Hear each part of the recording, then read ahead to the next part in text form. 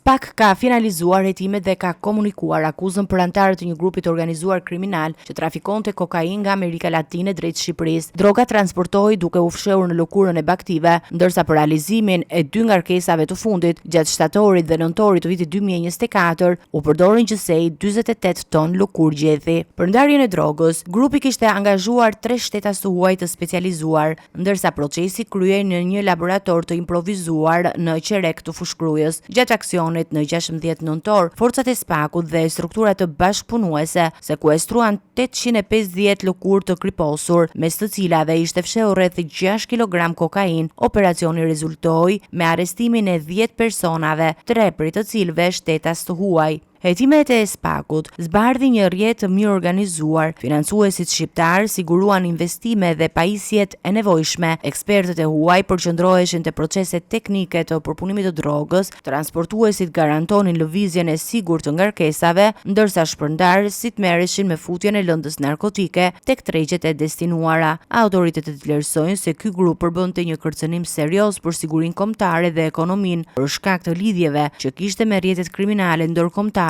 duke përfshirë grupet shqiptare që bashkëpunonin me kartelet e Amerikës Latine.